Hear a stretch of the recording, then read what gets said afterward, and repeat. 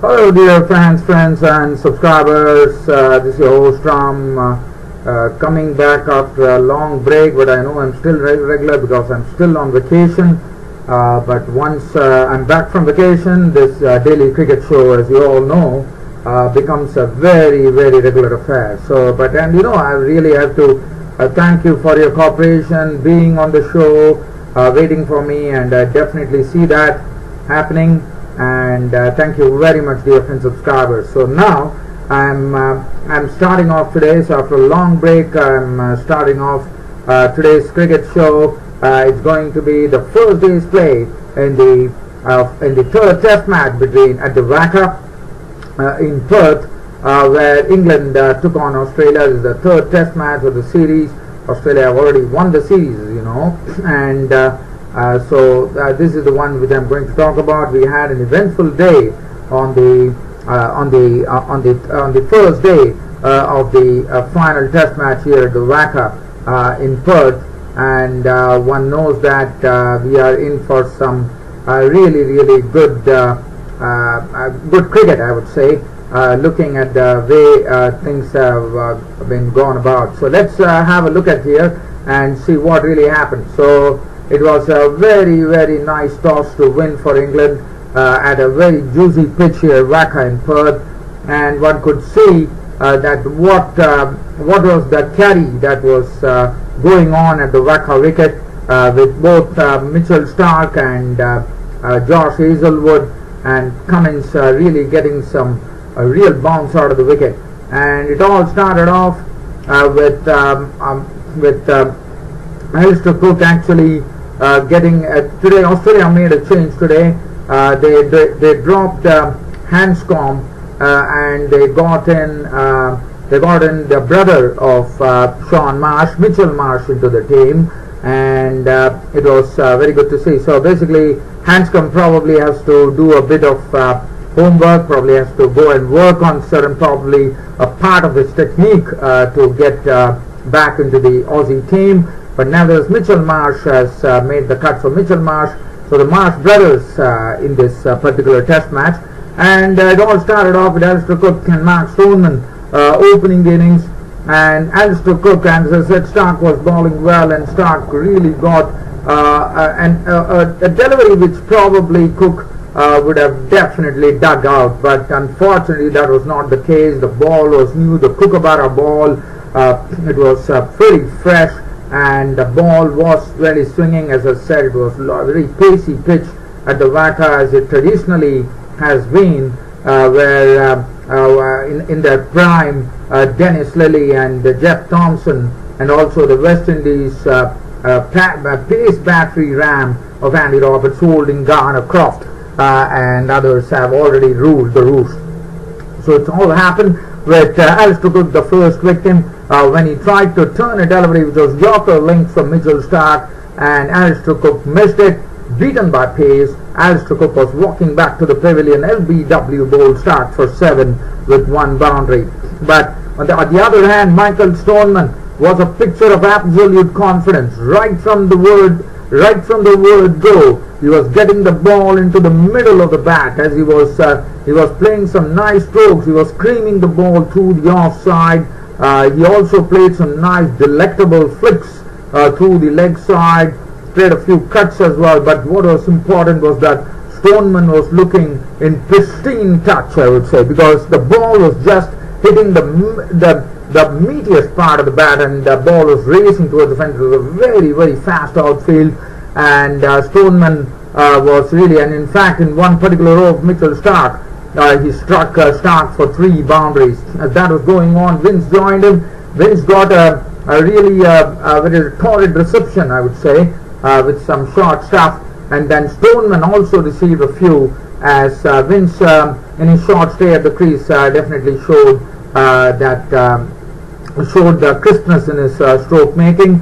Stoneman was at the crease, and Stoneman and Vince slowly started really repairing the Australian in the England innings with a score on 26 for 1, as this partnership added 63 runs to the good, and that was the time we saw Stoneman getting a bit of some short stuff as Australia were hunting for the wickets, but they probably thought they could get a few more wickets, but it was not to be, which was thwarted by this stand between Stoneman and Vince.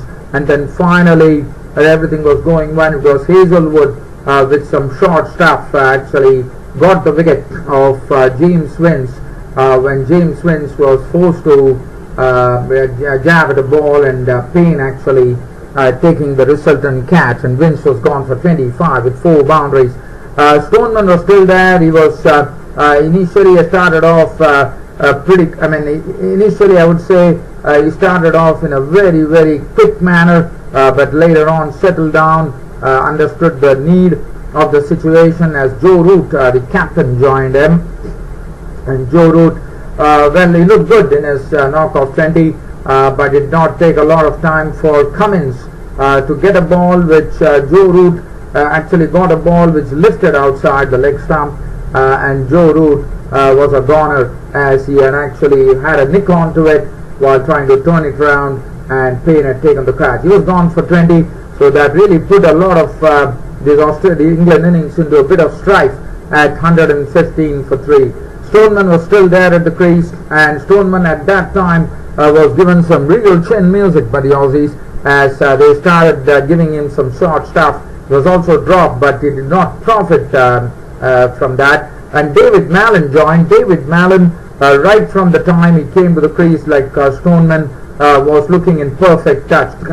He was ready to take on the Aussie challenge as he hit a lot of boundaries. He cut well, cut the spinners well. As that was going on, Stoneman, as I said, was a victim as a ball from Mitchell Starc, which rose a lot, and Mitchell Stoneman was forced to fend at it, and Payne behind the wickets once again into business took the resultant catch. But he was gone for 56 with 10 boundaries, but a fine knock from Stoneman, I thought.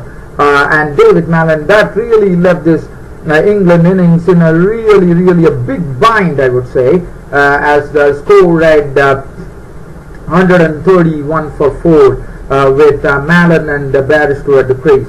Malan, as I said, was looking in some very good touch. I mean, the Aussie bowlers, whatever the Aussie bowlers were hurling at him, it was disappearing for boundaries. He was stroking the ball perfectly and sweetly.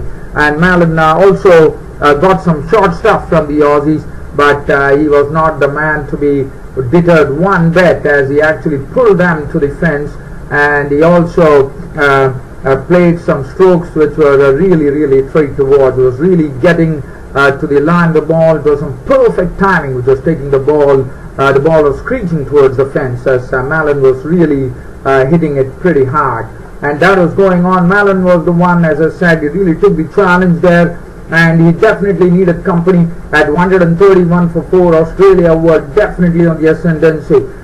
Jonathan Bairstow joined them. Bairstow took his time at the crease. His job was to play second fiddle to David Malan, but as you know, Bairstow has his natural aggressive instinct in him, and he also stroked a very lot of boundaries.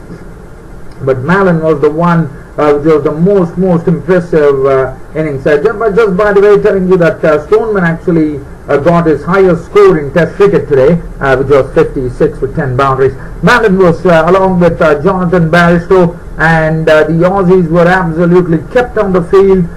They were totally frustrated as I would say the wicket definitely eluded them. There was a chance which was offered, but that was not to be taken, and that was the bowling of Starc. I think David Malan was the one who benefited from that particular lapse that happened, and after that there was no looking back. Bairstow dug himself in, definitely started looking out for the loose ball to play his stroke with great vigor. David Malan was, as I said, he was the one who was a picture of confidence. There was nothing that could worry David Malan, and he really deserved his maiden Test century as he marched on to a maiden Test century, remaining not out on 110 with 15 boundaries and one glorious 6 that he hit off the bowling of Nathan Lyon. Bairstow was not out on 75, 10 boundaries, and 305 for 4 was the final total. This particular partnership was still unconquered at close of play for the 5th wicket between Bairstow and Malan, which had already yielded 174 runs to the good. So Australia definitely losing the initiative here on the first day of the third test match here at the WACA in Perth, where definitely they had everything going for them when they had the England innings on the ropes at 131 for 4, but the scenario was totally transformed by this partnership between David Malan and Jonathan Bairstow, as the England total stood at 305 for 4 at the end of the day. So good job England, and good job David Malan and Jonathan Bairstow. The bowling, Mitchell Starc looked sharp in his bowling today. 19 overs, 3 made and 79 runs and 2 wickets. Hazelwood also bowled a very good line. 20 overs, 7 made and 62 runs and 1 wicket. Cummins showed a lot of pace, 21-6-60, and he had 1 wicket besides his name. Nathan Lyon could not get much out of the wicket. David Malan really blunted him today. 19 overs, 4 made and 61 runs and no wicket. Mitchell Marsh bowled 7 overs, 1 made and none for 25. Stephen Smith had 3 overs, 1 made and none for 8. So that was the match situation as far as the first day of the test match here at the Western Australian Cricket Association Stadium here in Perth. So we look forward to some real batting. I think there is still some. I'm sure on the second day, Australia, the first thing for Australia in the morning would be to break this pair, because if this break, there's still some batting to come in the form of Moeen Ali, Chris Woakes, Botts, and Overton, as you know, impressed in his debut as well. So definitely there's a lot of batting to look forward to for England. Australia have to tighten the screws tomorrow early morning as quick as possible to really get a stranglehold on this English team. But what a first day we had! How the pendulum swung from England to Australia. So that's as far as the first day's play is concerned, the WACA Stadium in Perth.